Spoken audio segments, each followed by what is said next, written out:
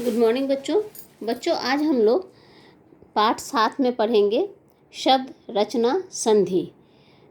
पाठ का नाम है बच्चों शब्द रचना और संधि।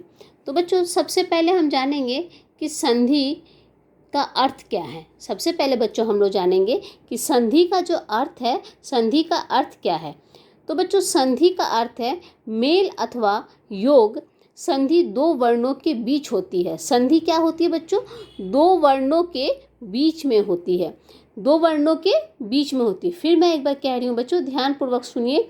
संधि का अर्थ, संधि का अर्थ क्या है बच्चों? मेल अथवा योग।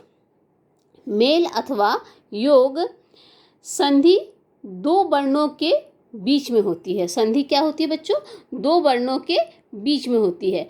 इस प्रकार हम कह सकते हैं दो निकटवर्ती, देखिए बच्चों, दो निकटवर्ती वर्णों के परस्पर मेल से उनमें जो विकार होता है उसे हम क्या कहते हैं? संधि कहते हैं। फिर से ध्यान दीजिए बच्चों, दो निकटवर्ती मतलब जो निकट के दो निकटवर्ती वर्णों के परस्पर मेल से उनमें जो विकार होता है उसे हम क्या कहते हैं? संधि कहते हैं। जैसे बच्चों यहाँ देखिए क्या है? हिम प्लस आलय। हिम प्लस आलय तो क्या हुआ बच्चों? अ प्लस आ इजकल टू आ। हिमालय का हम लोग संधि विच्छेद यहाँ कर रहे हैं। दूसरा उसी प्रकार है सुरेश। सुरेश का हम लोग क्या कर रहे हैं? सुर प्लस ईस इजकल टू अ प्लस बड़ी ई प्लस ए। तो ये हमारा सुरेश का हो गया बच्चों संधि विच्छेद। एकाएक एक प्लस एक। हाँ, अब बच्चों हम लोग जानेंगे कि संधि विच्छेद। संधि विच्छेद के बारे में मैं आप लोगों को कह रही हूँ बच्चों, ध्यान दीजिए। सबसे पहले हम लोग संधि विच्छेद का अर्थ जानेंगे कि संधि विच्छेद का अर्थ क्या है? अलग करना। देखिए बच्चों, विच्छेद का मतलब होता है किसी चीज़ को अलग करना, किसी चीज़ को अलग करना। जैसे जब संधि युक्त शब्दों को अलग करके पूर्व स्थिति में लाया जाता है उसे संधि विच्छेद कहते हैं। ध्यान दीजिए बच्चों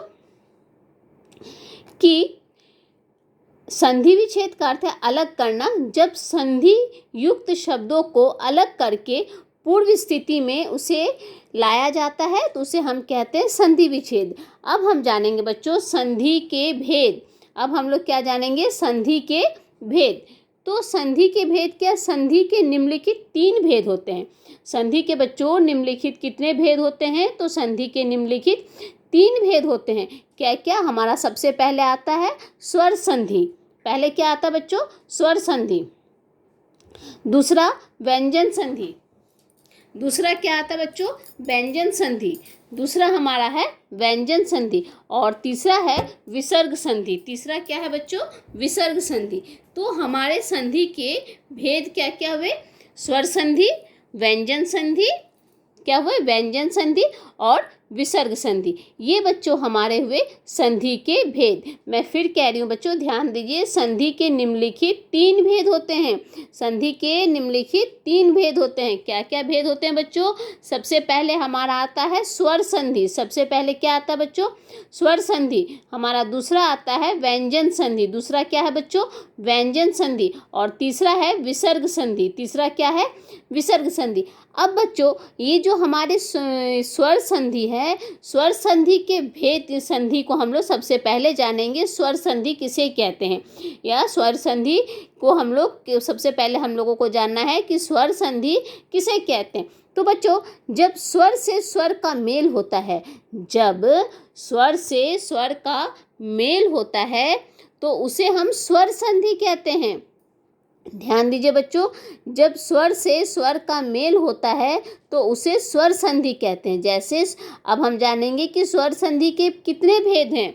अगर आपसे पूछा जाए कि स्वर संधि के कितने भेद हैं बच्चों, तो स्वर संधि के 5 भेद होते हैं। स्वर संधि के कितने भेद होते हैं बच्चों? तो स्वर संधि के 5 भेद होते हैं। कितने? तो 5 भेद। तो 5 भेद क्या क्या 5 भेद है वो देखिए। सबसे पहले आता है दीर्घ संधि। दीर्घ संधि, गुण संधि। दूसरा क्या है? गुण संधि। तीसरा है वृद्धि संधि। चौथा यण संधि। और 5वां अयाधि संधि। 5वां क्या है बच्चों? अयाधि संधि। ये हमारे हुए स्वर संधि के भेद। स्वर संधि के कितने भेद हैं बच्चों? तो स्वर संधि के 5 भेद हैं। स्वर संधि के कितने भेद हैं बच्चों? तो स्वर संधि के 5 भेद हैं। क्या क्या 5 भेद हैं? दीर्घ संधि, गुण संधि, वृद्धि संधि, यर्ण संधि, अयाधि संधि। ये हमारे स्वर संधि के भेद हुए। अब जैसे बच्चों सबसे पहले हम जानेंगे कि दीर्घ संधि किसे कहते हैं। दीर्घ संधि किसे कहते हैं उसको हम लोग सबसे पहले जानेंगे कि दीर्घ संधि किसे कहते हैं बच्चों। तो आप लोग ध्यान से सुनिए कि दीर्घ संधि किसे कहते हैं। तो दीर्घ संधि कहते हैं बच्चों हस अथवा दीर्घ अ, ई, उ के पश्चात यदि ह्रस्व या दीर्घ अ, ई, उ हो तो क्या होता है बच्चों? हो तो दोनों के स्थान पर क्या होते हैं? दीर्घ स्वर आ। दीर्घ स्वर आ और बड़ी ई और बड़ा ऊ हो जाते हैं, उसे दीर्घ संधि कहते हैं। उसे दीर्घ संधि कहते हैं। जैसे देखिए भू, ऊर्जा, भूर्जा। ये यहाँ पे इसके जो हैं आपके ऊ प्लस ऊ इजिकल टू ऊ। हाँ, अब इसके आपके कई उदाहरण दिए गए, जैसे भानु प्लस उदय। भानु एक दूसरा मैं उदाहरण आप लोगों को बता रही हूँ। भानु प्लस उदय, भानुदय, ये हुए। तो यहाँ पे इसके क्या क्या हैं? छोटा ऊ प्लस छोटा ऊ इजिकल टू हो गया बड़ा ऊ। ठीक है, तो इसी प्रकार हमारे और कई उदाहरण हैं दीर्घ संधि के। अब हमारा दूसरा जो आता है वो है गुण संधि। दूसरा हमारा क्या आता है बच्चों? गुण संधि। तो बच्चों हम लोग अब जानेंगे कि गुण संधि किसे कहते हैं। तो बच्चों गुण संधि कहते हैं यदि अ या आ के आगे, ध्यान दीजिए, यदि अ या आ के आगे छोटी या बड़ी ऊ या बड़ा ऊ और री आए तो इनके स्थान पर क्रमश ए और ओ क्या होते हैं बच्चों? क्रमश ए और ओ तथा ए और ओ, ठीक है, अड़ हो जाते हैं। जैसे देखिए बच्चों देव प्लस इंद्र, देवेंद्र। यहाँ पे क्या क्या रहा है? अ ई इजिकल टू क्या हो जा रहा है? ए हो जा रहा है। ठीक है, इसके और एक उदाहरण है देव प्लस ऋषि, देवऋषि। तो यहाँ पे क्या है बच्चों? अ री तो अड़। ठीक है, तो ये हमारे गुण संधि के उदाहरण है। और कई उदाहरण आप लोगों की पुस्तक में दिए हुए हैं बच्चों, जैसे ये हैं गुण संधि के उदाहरण है। अब हम लोग बच्चों आगे पढ़ेंगे। हमारा तीसरा है वृद्धि संधि। उसके बारे में हम लोग जानेंगे कि वृद्धि संधि क्या है, या वृद्धि संधि के बारे में हम लोग जानेंगे बच्चों कि ठीक है कि वृद्धि संधि क्या है, क्या उसको किसे वृद्धि संधि कहते हैं, उसके बारे में हम लोग जानेंगे। तो बच्चों वृद्धि संधि देखिए, वृद्धि संधि यदि अ या आ के आगे ए या ऐ आए तो दोनों के स्थान पर ऐ ओ या ओ आए तो दोनों के स्थान पर ओ हो जाता है। जैसे एक प्लस एक, एका एक। यहाँ पे क्या आ रहे हैं? अ ए इजिकल टू क्या हो जा रहा है? ऐ। ठीक है बच्चों, आगे है और देखिए आप लोगों को कई उदाहरण दिए गए हैं कि आ प्लस ए इजिकल टू क्या हो रहा है? ऐ हो रहा है। जैसे सदैव में आ रहा है अ प्लस ए इजिकल टू ऐ। इसी प्रकार आप लोगों को वृद्धि संधि में और कई उदाहरण और भी होते हैं। अब हमारा आता है चौथा नंबर यर्ण संधि। छोटी बड़ी ई, छोटा ऊ, बड़ा ऊ के बाद भिन्न स्वर के मेल से इनके स्थान पर य, ऐ, ओ, ड़ हो जाते हैं। तो जैसे क्या है?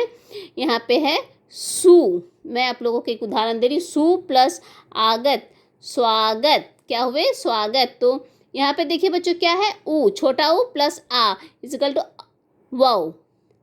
वो में आपकी मात्रा यहाँ लगा दे रहे, मतलब आ को हटा के यहाँ पे मात्रा लगा दे रहे।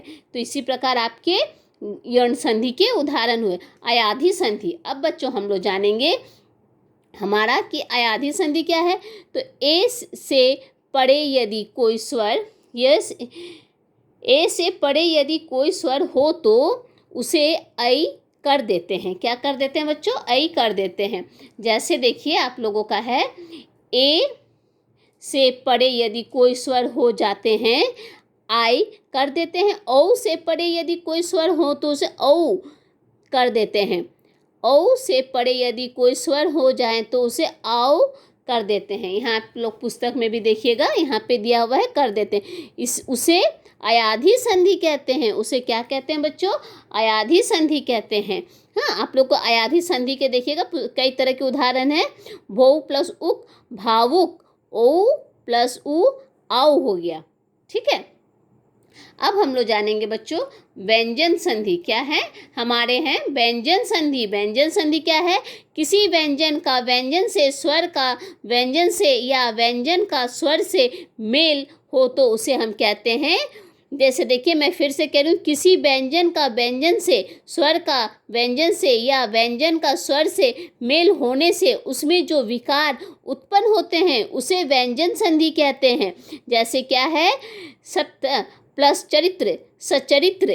ठीक है बच्चों, मैं फिर से कह रही हूँ, ध्यान दीजिए। किसी व्यंजन का व्यंजन से स्वर का व्यंजन से या व्यंजन का स्वर से मेल होने से उसमें जो विकार उत्पन्न होता है उसे हम व्यंजन संधि कहते हैं। ठीक है बच्चों, अब आया आपका विसर्ग संधि। विसर्ग संधि के बाद यदि स्वर या व्यंजन आ जाए तो उसमें जो परिवर्तन होता है उसे विसर्ग संधि कहते हैं। जैसे तप प्लस बल तपोवल, क्या हुआ? तप प्लस बल तपोवल। दूसरा हमारा है नी प्लस जन निर्जन, क्या हुआ बच्चों?